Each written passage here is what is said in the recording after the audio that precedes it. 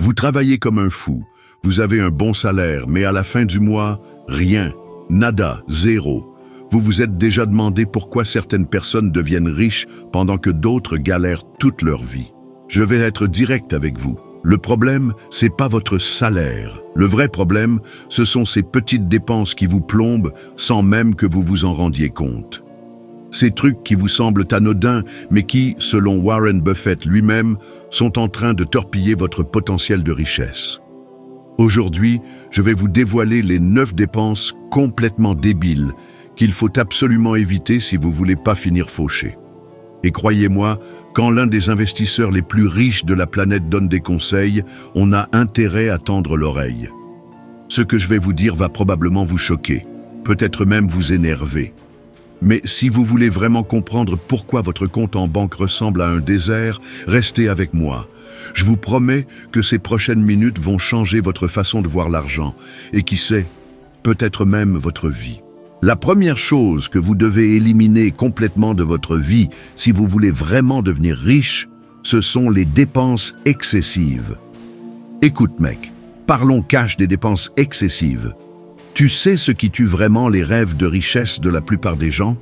C'est cette putain d'habitude de claquer du fric n'importe comment. C'est comme avoir un seau percé. Peu importe combien tu mets dedans, ça finit toujours par se vider. Tu as beau te péter le dos au boulot pour ramener un bon salaire, si tu dépenses plus que ce que tu gagnes, t'es dans la merde, point. Je vois tellement de mecs qui se la jouent de balance avec leur carte de crédit, qui s'achètent le dernier iPhone alors qu'ils galèrent déjà à payer leur loyer. Sérieux, c'est quoi la logique? C'est comme creuser sa propre tombe financière. Baissez, et dit Warren Buffett, ce n'est pas un con. Le mec vit toujours dans la même baraque qu'il a achetée en 1958. Il pourrait se payer un palace, mais il a pigé un truc que beaucoup n'ont pas compris. La vraie richesse, c'est pas de montrer que tu es riche, c'est d'avoir du vrai capital qui travaille pour toi pour te permettre de faire ce que tu veux plus tard. Alors voilà le deal. Tu veux vraiment devenir riche? Commence par vivre en dessous de tes moyens. Je ne te dis pas de bouffer des pâtes tous les soirs, mais réfléchis avant de sortir ta carte bleue. Chaque euro que tu ne claques pas bêtement aujourd'hui, c'est potentiellement 10 € dans quelques années si tu l'investis intelligemment. C'est pas sexy comme conseil, je sais, mais c'est la base de tout. Sans ça, tous tes autres efforts pour devenir riche, c'est du vent. Alors arrête de jouer au pigeon avec ton fric et commence à penser comme un vrai investisseur. La deuxième dépense que vous devez éliminer complètement de votre vie si vous voulez vraiment devenir riche, ce sont les achats impulsifs. Mec, parlons de ces putains d'achats impulsifs. Tu sais, ces moments où ton cerveau se déconnecte et où ta carte bleue prend le contrôle? On est tous passés par là, mais il faut qu'on en parle sérieusement. Tu te balades tranquille dans un centre commercial et bam! Tu tombes sur une veste qui te fait de l'œil. Ton cerveau te sort direct. Putain, elle est trop belle celle-là, je la mérite. Et voilà comment tu te retrouves à claquer 200 balles que tu n'avais pas prévu de dépenser. C'est le piège classique et les marketeurs adorent nous voir tomber dedans. Tu veux savoir ce qui fait vraiment mal? C'est pas la veste en elle-même, c'est tous ces 200 € qui, investis intelligemment, auraient pu devenir 2000 € dans quelques années. Mais non. À la place, tu as une veste qui va prendre la poussière dans ton placard après 3 mois. Warren Buffett, il se marre quand il voit ça. Le mec, il pourrait s'acheter une île entière sur un coup de tête, mais il réfléchit 2 fois avant de commander chez McDonald's. C'est pas pour rien qu'il est milliardaire, tu vois ce que je veux dire.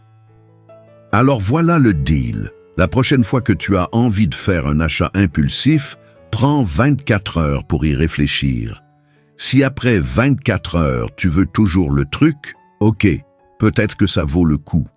Mais 9 fois sur 10, tu vas te réveiller le lendemain en te disant « Putain, j'ai failli faire une connerie ». C'est comme ça qu'on devient riche, pas en se privant de tout, mais en arrêtant de jeter son fric par les fenêtres pour des conneries qu'on oublie 2 semaines plus tard. C'est brutal comme vérité, mais c'est comme ça que ça marche. La troisième chose que vous devez éliminer complètement de votre vie si vous voulez vraiment devenir riche, ce sont les dépenses excessives en matière de mode de vie. Écoute bien ça, parce que ça va faire mal. Ton mode de vie de king, là, c'est exactement ce qui t'empêche de devenir vraiment riche. Tu sais, cette putain de manie qu'on a tous de vouloir paraître fortuné avant même de l'être vraiment. Tu vois ces mecs sur Instagram avec leurs Rolex et leurs bagnoles de luxe en leasing. La plupart sont fauchés comme les blés. Ils jouent à être riches, pendant que les vrais riches, eux, investissent tranquillement leur thune sans faire de bruit. Warren Buffett balance une vérité qui fait mal. Chaque euro que tu claques dans un mode de vie luxueux, c'est un euro qui ne travaillera jamais pour toi. Cette BMW que tu as achetée pour impressionner les autres, elle perd 20% de sa valeur dès que tu sors du concessionnaire. Pendant ce temps-là, les mecs intelligents achètent des actifs qui leur rapportent du cash tous les mois. Je ne te dis pas de vivre comme un moine, faut pas déconner. Mais faut arrêter de confondre avoir l'air riche et être riche. Les vrais millionnaires que je connais, la plupart roulent en une voiture abordable et vivent dans des maisons correctes, mais pas extravagantes. Pourquoi? Parce qu'ils ont compris que la vraie richesse, c'est d'avoir de l'argent qui travaille pour toi, pas de l'argent qui s'envole en conneries. Alors pose-toi la vraie question. Tu préfères quoi? Impressionner des randoms sur les réseaux avec ton train de vie ou construire une vraie fortune? Parce que je te le dis, cash, tu peux pas avoir les deux, en tout cas pas au début. Faut choisir son camp, et le plus tôt sera le mieux. La quatrième dépense que vous devez éliminer complètement de votre vie si vous voulez vraiment devenir riche, ce sont les abonnements mensuels inutiles. Mon gars, faut qu'on parle de ce cancer silencieux qui bouffe ton compte en banque. Les abonnements mensuels inutiles. Tu sais, ces petits prélèvements automatiques qui te semblent insignifiants, mais qui te niquent ton budget en douce. Fais l'exercice avec moi. Ouvre ton appli bancaire et regarde tous tes prélèvements mensuels. Netflix, Spotify, Amazon Prime, Disney+, la salle de sport que t'as pas vue depuis 6 mois, ce VPN dont tu te rappelles même plus pourquoi tu l'as pris. Ça commence à chiffrer, non? Le truc vicieux avec ces abonnements, c'est qu'ils sont comme des sangsues. Une fois accrochés, ils continuent de pomper ton fric tranquillement pendant que tu es occupé à vivre ta vie. 15 balles par-ci, 10 balles par-là, et à la fin du mois, tu as cramé une centaine d'euros pour des trucs que tu utilises à peine. Pipe petit challenge, fais le test du mois 100. Désactive tous tes abonnements non essentiels pendant un mois. Si au bout d'un mois tu n'as pas ressenti le manque, c'est que t'en as pas besoin, point barre.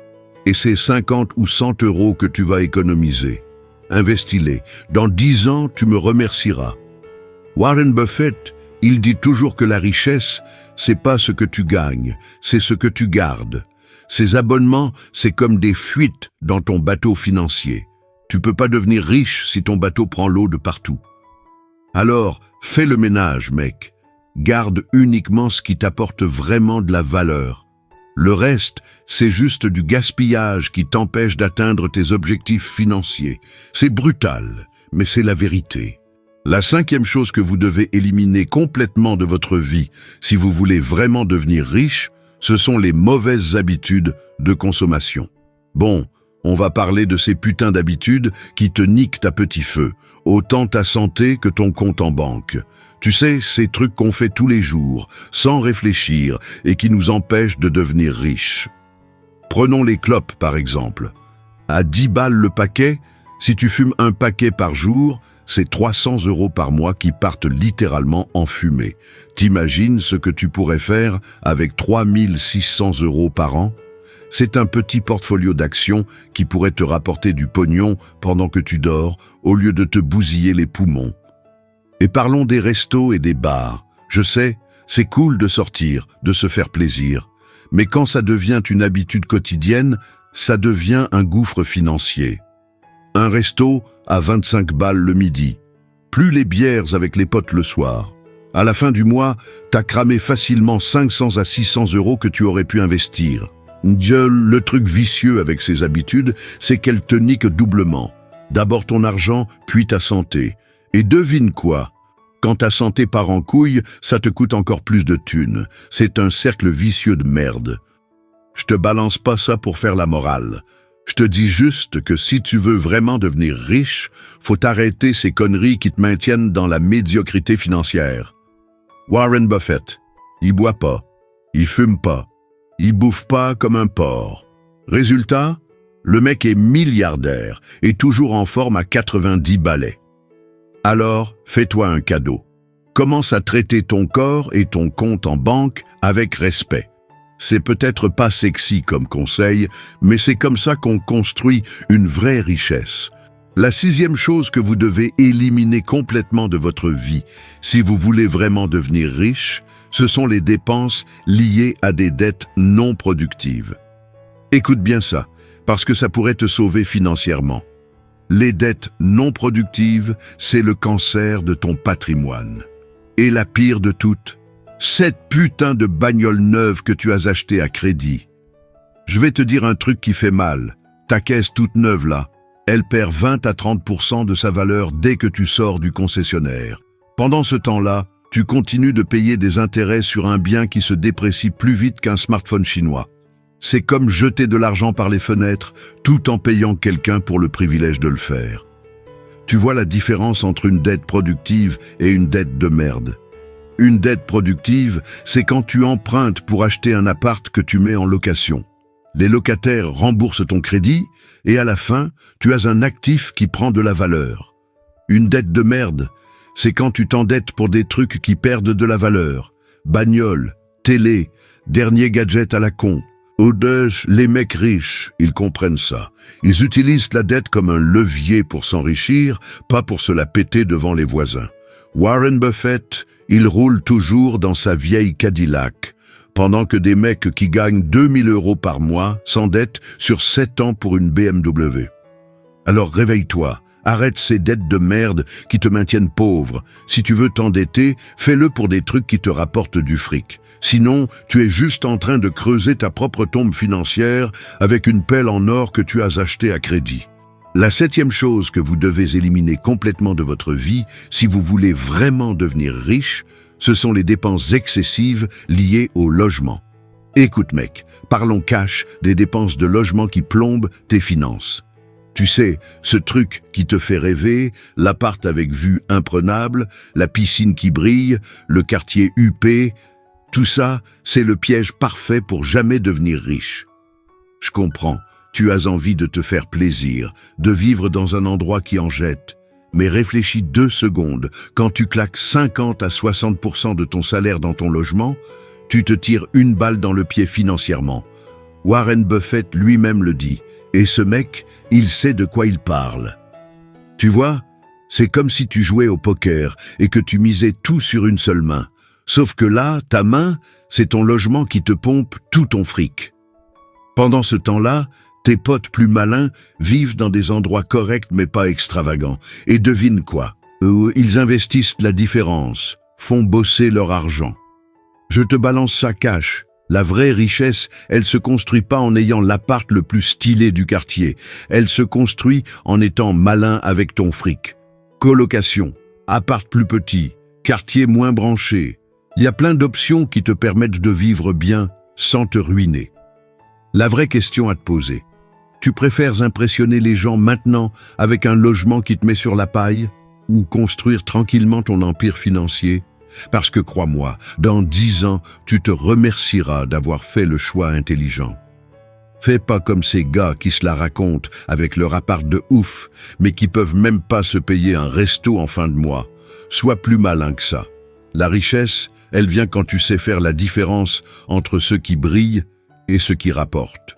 La 8e chose que vous devez éliminer complètement de votre vie, si vous voulez vraiment devenir riche, ce sont les dépenses liées aux loisirs et divertissements coûteux.